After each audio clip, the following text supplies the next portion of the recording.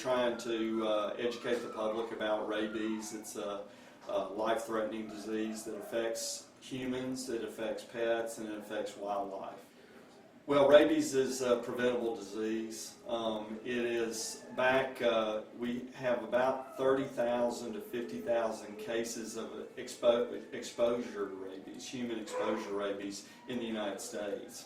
Unfortunately, worldwide, they have, 50,000 cases of rabies where people die from rabies. In the United States, we only had 6 cases last year. And fortunately, that's due to vaccination and preventative measures.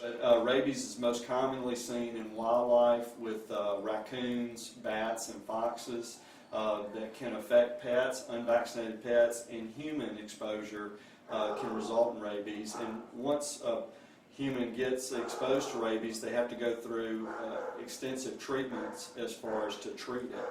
And if you don't treat it, rabies is something that can claim your life.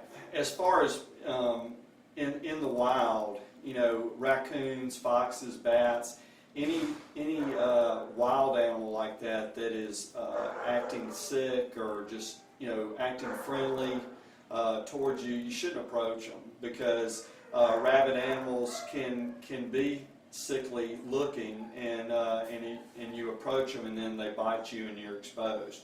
So I would caution to be careful when around wildlife and you see them and they're not running off.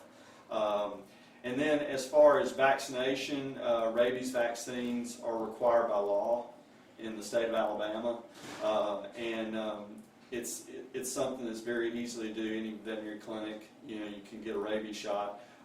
Human exposure, there are vaccines that you can, for people like veterinarians who are in the field, that can, there are vaccines for us as well.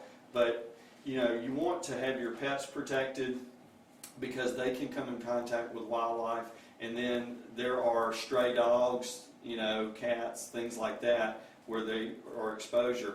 In the last 7 or 8 months, we had an outbreak of rabies where 17 people were exposed in Baldwin County due to a rabid raccoon. So it's here, and it's something that we deal with on a regular basis.